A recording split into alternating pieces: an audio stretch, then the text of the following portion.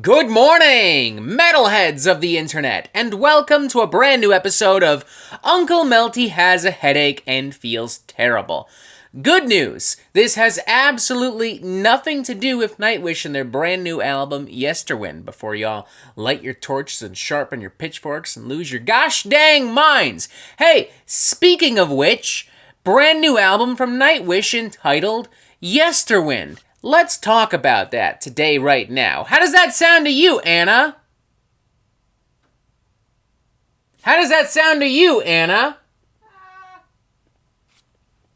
Great timing. Nailed it. This is the 10th full-length studio album from this Finnish symphonic metal crew. Up until very recently, I would say that I was not very well educated on what makes this band special and exciting and important to so many people. That is until I did a deep dive into the Nightwish discography. I did a video called Reviewing Every Nightwish Album and reviewed every single Nightwish album, and I came to really appreciate and enjoy and respect a lot of what this band has put out.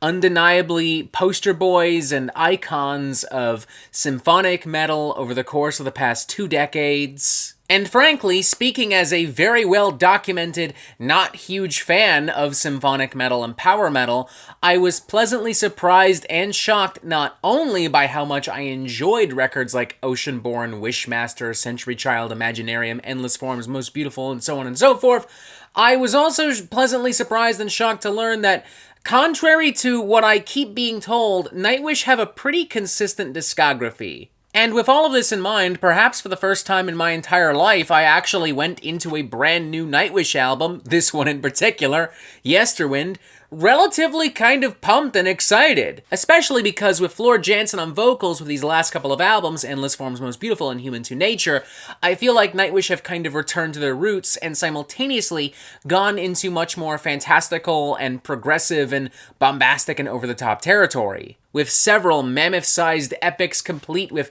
roaring brassy horns and stirring strings and evocative keyboards, powerful, crushing, dynamic vocals from the aforementioned Floor Jansen, great storytelling, great production. And right off the bat, I will say this. If you've loved the Floor Jansen era of Nightwish, not everybody has, people seem kind of divided on Nightwish, this era of Nightwish in general, post-Tarja Turunen, but whatever. But if you've enjoyed this era, Warts and all, there's a good chance you're also going to enjoy this album.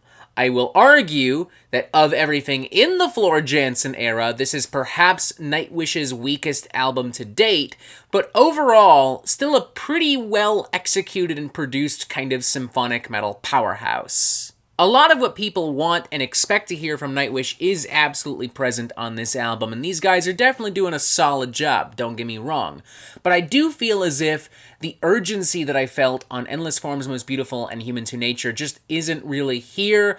I feel like Nightwish isn't really pushing themselves musically, conceptually, sonically the same way they were on those albums. It just ultimately never reaches the same cosmic heights as previous records. It's not as impactful or memorable. And also, on top of that, there are some issues with the overall production of the record as well, the mixing and mastering, the way everything has been balanced and presented. Now granted, things like clean vocals and woodwind and string and keyboard arrangements sound great, lush, evocative, tender, beautiful, warm. But as we progress more and more into bigger, bolder songs and arrangements and moments, the album sounds more and more and more like nonsensical cannon fire. I mean, the combination of loud, chugging, compressed metal guitars and choral vocals and thunderous percussion and all this orchestral bombast and madness, it just eventually makes for a pretty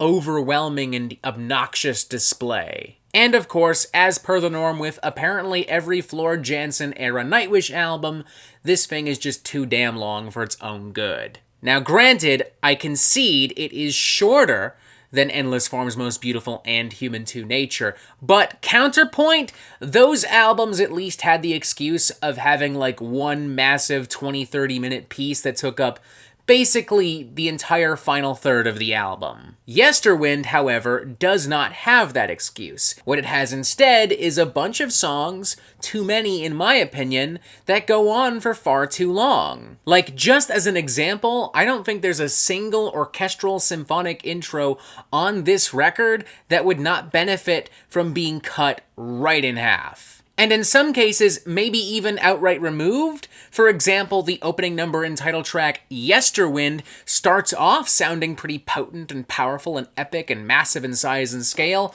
like something pulled from Disney's The Hunchback of Notre Dame, but it never really evolves or blossoms into anything more than that. It never really goes into super satisfying or cathartic territory, and it also doesn't really transition very well into the following number. In my opinion, you could remove it completely and lose nothing of value. So yeah, I think we've established that this is far from a perfect Nightwish album. Not only does it have warts, but it has warts emerging out of pulsing flesh wounds. But warts emerging out of pulsing flesh wounds and all, there's still a lot of good, decent stuff to sink your teeth into. For example, you've got an ocean of strange islands, massive in size and scope, filled with soaring, sweeping, majestic vocals and strings and horns and such. It's evocative and powerful. It's got little diversions into kind of like Finnish folk territory, very rustic, very organic. It also has some more complex grooves combined with some strings, kind of giving this like an Opeth prog rock style kind of underbite. The Day Of is kind of an interesting cut as well. It's vaguely reminiscent at times of the more glossy symphonic pop metal of a band like Amaranth. It's driven by synths and strings and electronic beats and progressions and has lots of choral vocals. Spider Silk is a pretty cool song as well, with some equally hectic and intricate kind of symphonic, neoclassical, metal jammery sandwiched in between some more accessible symphonic metal. Kind of brings me back to the days of Century Child or Once.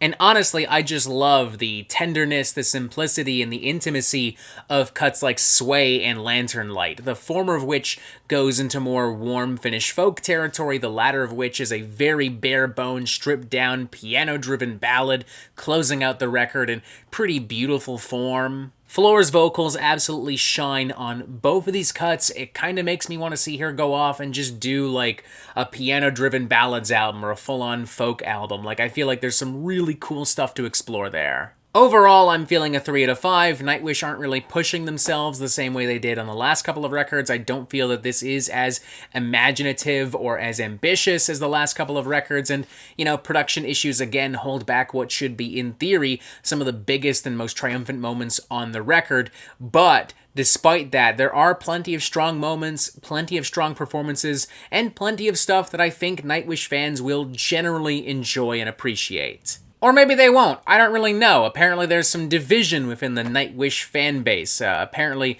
there's not really like a genuine consensus on how we feel about the Floor Jansen era of Nightwish specifically, and basically everything released beyond the Tarja Turunen era. Personally, I don't care. I'm someone who was not well educated on Nightwish at all up until maybe a month ago, so none of this matters to me. All I know is I listened to this album, and there's plenty of stuff I don't like about it, but there's plenty of stuff that I did still like about it, despite all the stuff that I didn't like about it. And I think if you just go in with an open mind and an open heart and you're willing to roll with the punches, I think you too will also find stuff to enjoy and like and listen to again maybe in the future. 3 out of 5, warts emerging from pulsing flesh wounds and all.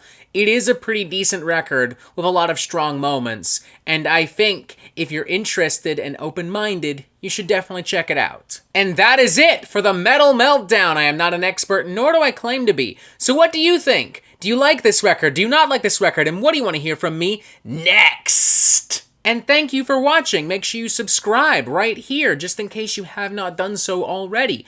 Boom, reviewing every Nightwish album. Boom, something else. I don't know. I don't give a shit neither. Wow. Thank you for being here. I love you, and as always, you have yourself a fantastic fucking day.